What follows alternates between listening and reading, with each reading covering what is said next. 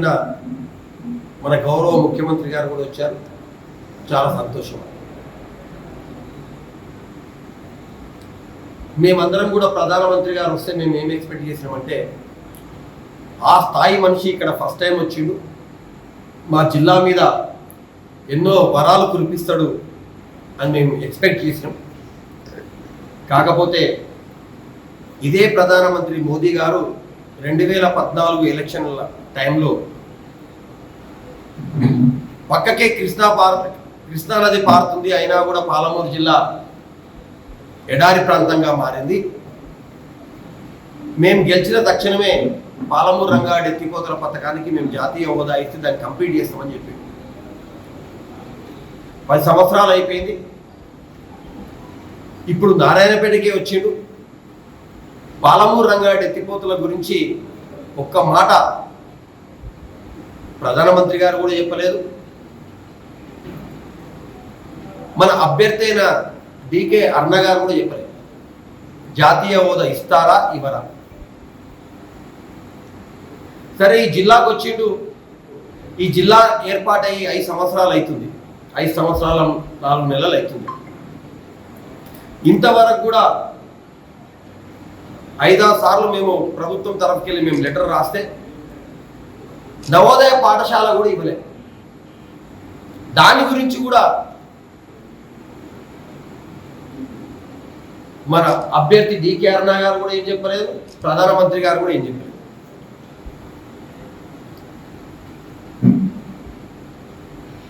పేపర్లనే చూసి స్థానిక భాజపా నాయకులు ఇంకా వచ్చే కూత వస్తుంది, రైల్వే కూత వస్తుంది, ఇంకా రాత్రికి వినిపిస్తుంది, పొద్దుగాలు వినిపిస్తుంది, వికారాబాద్ కృష్ణ రైల్వేలు అని అన్నారు, ఏదో బడ్జెట్లో పెట్టిండ్రు అది అన్నారు. మళ్ళీ దాని గురించి కొంచెం ఫాస్ట్గా ఇప్పిస్తారా, కొంచెం ఎక్కువ బడ్జెట్ ఇస్తారా, అది ప్రధానమంత్రి గారి నోటి నుంచి చెప్పలేకపోయింది స్థానిక నేతలు.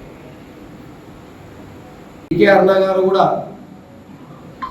అంతంత పొడుగా మాట్లాడతారు. మళ్ళా ఆ రైల్వే లైన్ గురించి ఒక స్పష్టమైన ప్రణాళిక ఇంతలోనే చేస్తాం, మేము ఇక్కడ వచ్చినాను, ఒక ప్రధానమంత్రి మేము ఇక్కడ వచ్చినాం, దాని మీద స్పెషల్ ఇంట్రెస్ట్ తీసుకొని తొందరగా చేస్తాను కూడా ఆయన ఏం చెప్పాలి.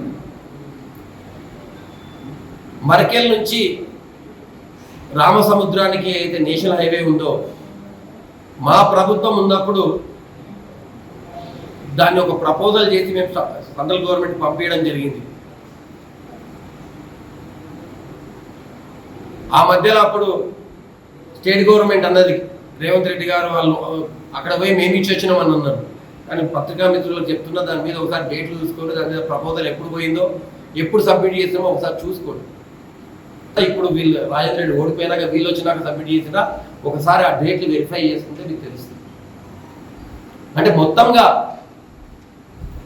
ఒక ప్రధానమంత్రి స్వయాన నారాయణపేట జిల్లాకు ఫస్ట్ టైం వచ్చి నారాయణపేట జిల్లాకు కానీ ప్రజలకు కానీ నేను వచ్చినందుకు మీకు ఈ వరం ఇచ్చినా, లేకపోతే ఇన్ని 100 కోట్ల ప్రాజెక్ట్ ఇచ్చినా, లేకపోతే ఇన్ని 100 కోట్లకు మీకు సహాయం చేసినా అని ఏ ఒక్క విషయం కూడా చెప్పకుండా ఏదో రెచ్చగొట్టే ప్రసంగాలు చేసి ఓట్లు దండుకునే ప్రయత్నం చేసింది. కానీ నారాయణపేట ప్రజలకు ఇది చేస్తా అని 1,00,000 రూపాయలు కూడా ఈ పని చేస్తా అని కూడా చెప్పకుండా పోయిండు. అది మరి చాలా దుర్మార్గం అని నేను చెప్తాను. అంటే ఎలక్షన్లు వస్తే ఓన్లీ రెచ్చగొట్టి ఓట్లు దండుకుంటాం, అంతేకాని మేము మీకు ఈ పని చేస్తాం, మేము గెలుస్తే అని మాత్రం చెప్పరు. ఇది బీజేపీ వైఖరి బట్టబయలైంది. రెండో విషయం ఏంటంటే, మన దౌర్భాగ్యం ఏంటంటే, నిన్న మన గౌరవ ముఖ్యమంత్రి కూడా మక్తల్కి వచ్చిపోయాడు, నారాయణపేటకు వచ్చిపోయాడు, మక్తల్కి వచ్చిపోయాడు. మేము పదే అడుగుతున్నాం, అయ్యా బాబు నారాయణపేట జిల్లా ఉంటుందా ఊరుతుందా? 33 ఉన్న జిల్లాల్లో ఓన్లీ 17 జిల్లాలు చేస్తాం, ఇంకా 18 జిల్లాలు మేము ఇంకా 15 రోజులు 20 రోజులు అవుతున్నా కూడా దాని గురించి ఎవరు చెప్పరు. స్థానిక ఎమ్మెల్యేలు కూడా దాని గురించి చెప్తలేరు. మొన్న అసెంబ్లీ ఎలక్షన్లప్పుడు కాంగ్రెస్ పార్టీ ఎమ్మెల్యే అభ్యర్థులు చెప్పిండ్రు, మేము గెలిస్తే ఉగాది లోపల నారాయణపేటల కోటకొండ, దామరగిద్దల కానుగుర్తి, కోయిలకొండల గార్లపాడు మండలాలు చేస్తామని చెప్పిండ్రు. ఉగాది కూడా అయిపోయి నెల అయిపోయింది, ఇంతవరకు దాని గురించి ఏం చెప్తలేరు. ఈ ఎలక్షన్ ఇంకా 24 గంటల టైం ఉంది. అంత లోపల ఈ జిల్లా ఉంటుందా ఊడుతుందా,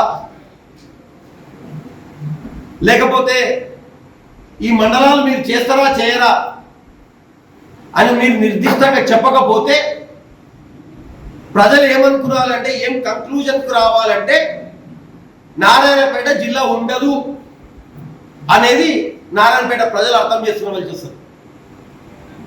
మండలాలు ఉగాదులు ఎప్పుడు వస్తాయన్నవి ఇంతవరకు రాలేదు అంటే ఈ 24 గంటలు మీరు ప్రకటించకపోతే ఈ మండలాలు రావు అని చెప్పి ఆ ప్రాంత ప్రజలు ఒక నిర్ధారణకు రావాల్సి వస్తుందని చెప్పి నేను చెప్తున్నాను. పథకంలో ఏదైతే రిజర్వాయర్లు రెడీ అయినాయో కాలువల టెండర్లు పిలిస్తే కూడా ఆ టెండర్లు క్యాన్సిల్ చేసిండ్రు. నిన్న ముఖ్యమంత్రి గారు దాని గురించి ఒక మాట కూడా మాట్లాడలేదు. ఈ కొడంగల్ నారాయణపేట ఎత్తిపోతల పథకంలో కోయిలకొండకు కానీ ధనవాడకు కానీ మరికెల్కి కానీ ఏ విధంగా నీళ్ళు వస్తాయి, ఒక్క చుక్క నీళ్ళు కూడా రావు కదా. మళ్ళీ పాలమూరు రంగారెడ్డి ఎత్తిపోతల పథకాన్ని ఎందుకు ఆపిండ్రు, ఎప్పుడు స్టార్ట్ చేస్తారు, స్టార్ట్ చేస్తారా చేయరా అనేది కూడా చెప్పలేదు. పాలమూరు రంగారెడ్డి ఎత్తిపోతల పథకంలో భాగంగా నారాయణపేట మండలంలో 21,800 ఎకరాల భూమికి నీళ్ళు వచ్చేది ఉంటే నారాయణపేట కొడంగల్ ఎత్తిపోతల పథకంలో ఓన్లీ 8,000 ఎకరాలకు మాత్రమే నీళ్ళు ఇస్తున్నావు కదా. మిగిలిన 13,000 ఎకరాల నీళ్ళ సంగతి ఏంటి? మీరు ప్రజలకు ఎందుకు సమాధానం చెప్తలేరు? ఓన్లీ వాళ్ళని వీళ్ళని తిట్టి మీరు కాలక్షేపం చేసి ఓట్లు వేయాలని ఓట్లను మీరే అడుగుతున్నారు. బీజేపీ వాళ్ళేమో రెచ్చగెట్టి ఓట్లు వాళ్ళు అడుగుతున్నారు. దీనికి ఈ నారాయణపేట జిల్లా ప్రజలకు మీరు ఆన్సర్ చెప్పాలి, జవాబు చెప్పాలి. ఈ 24 గంటల్లో మీరు చెప్పకపోతే ఈ జిల్లా ఉండదని మేము అర్థం చేసుకున్నాలే, ఆ 3 మండలాలు కావని మేము అర్థం చేసుకున్నాలే, పాలమూరు రంగారెడ్డి ఎత్తిపోతల పథకం ఆగిపోతుందని మేము అర్థం చేసుకున్నాలే, ఈడ పాలమూరు రంగారెడ్డి ఎత్తిపోతల పథకానికి సెంట్రల్ గవర్నమెంట్ జాతీయ హోదా ఇవ్వదని అర్థం చేసుకున్నాలే.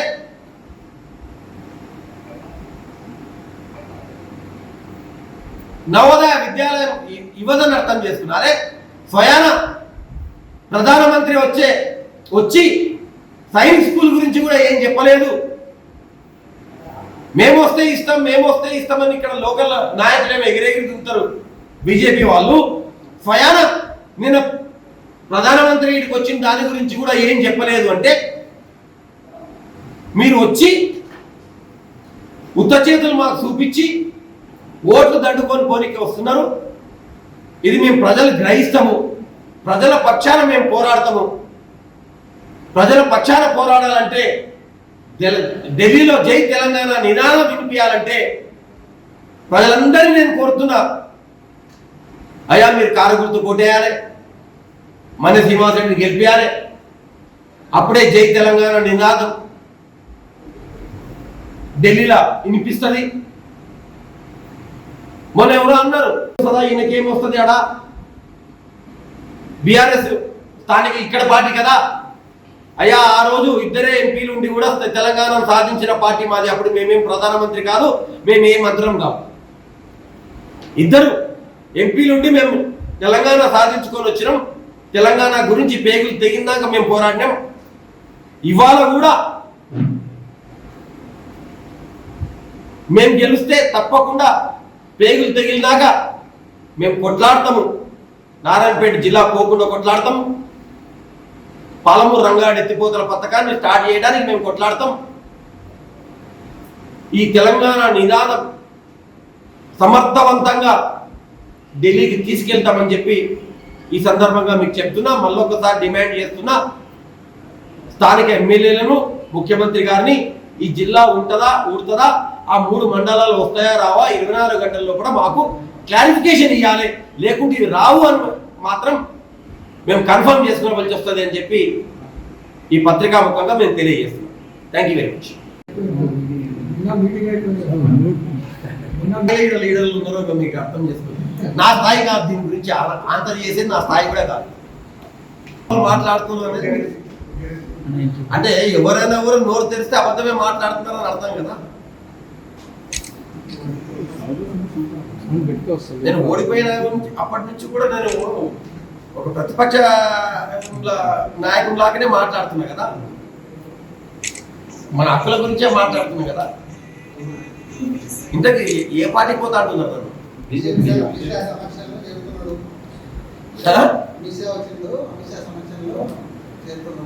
నిన్న ప్రధానమంత్రి అంటే ఇవాళ అమిత్ షా. అసలు ఇవాళ నేను ఈయన ఉన్న అమిత్ షా ఇంటికి వస్తున్నాడా? ఇప్పుడు నేను వనపర్తికి పోతానా? సరే పోతే కింద రాయండి, పోకుండా మాత్రం ఈ అన్ని అబద్ధాలు చెప్తున్నాను అది కూడా రాయండి, తప్పేం.